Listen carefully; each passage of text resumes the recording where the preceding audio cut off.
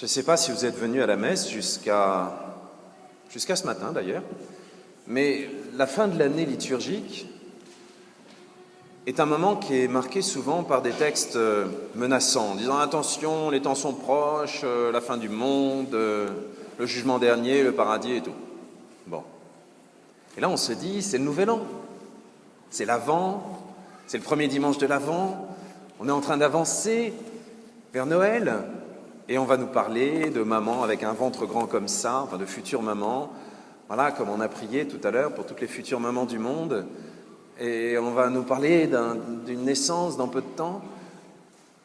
Et bizarrement, tous les textes aujourd'hui, bon, le psaume, nous irons dans la joie quand même, merci les guides d'ailleurs, mais tous les textes aujourd'hui nous parlent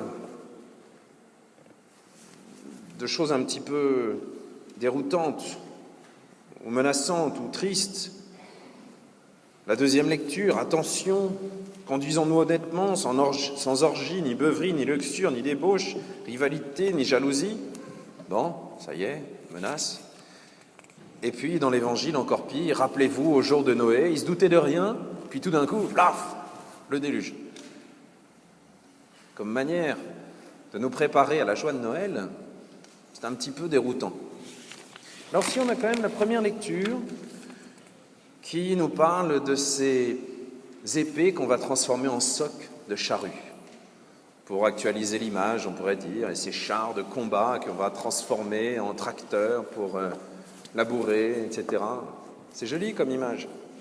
Et alors pourquoi est-ce que les textes aujourd'hui nous parlent à la fois de menaces, ou en tout cas de temps graves, et de promesses de joie.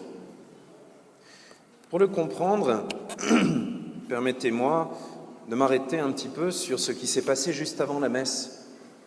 Nous avons prié pour toute vie naissante.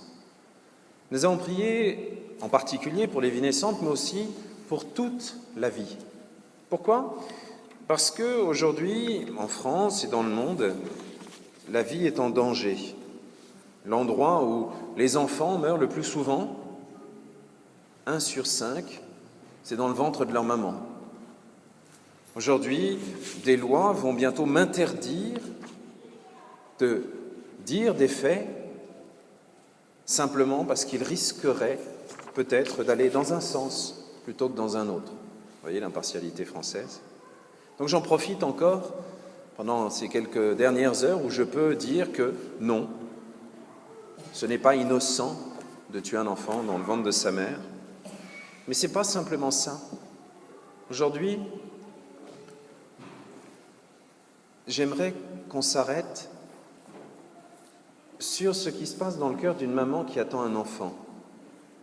Moi, comme homme, surtout comme homme qui n'ai jamais été papa, j'ai toujours eu du mal à comprendre pourquoi il y avait, par exemple, dans l'icône qui représente la naissance de Jésus, un côté à la fois joyeux, la naissance, un petit bébé, et puis quelque chose de profondément triste, surtout dans le visage de la Vierge, où elle se détourne de son bébé puisqu'il s'en va vers la mort.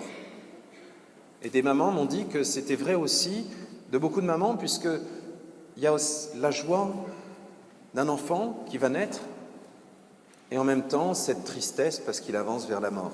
Pourtant, nous, normalement, lorsque nous naissons, on n'a pas un roi mage qui débarque avec le nécessaire pour embaumer. On n'est pas non plus entouré de cannibales ou de je ne sais quoi. Enfin, normalement, la naissance devrait nous laisser quelque chose de positif dans le cœur. Et pourtant, c'est vrai. La naissance est aussi une sorte de compte à rebours. Alors, vous allez me trouver pessimiste. Eh bien non.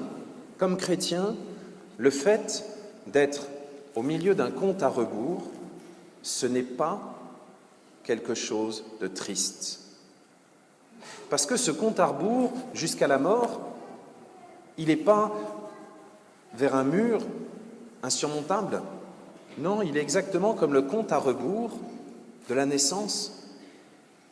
Oui, une maman qui attend un enfant, elle ne sait pas exactement quand va être la naissance. J'ai un ami, là, sa petite fille est née à la maison. Bonjour, je suis là. Voilà, sympa, bonne nouvelle.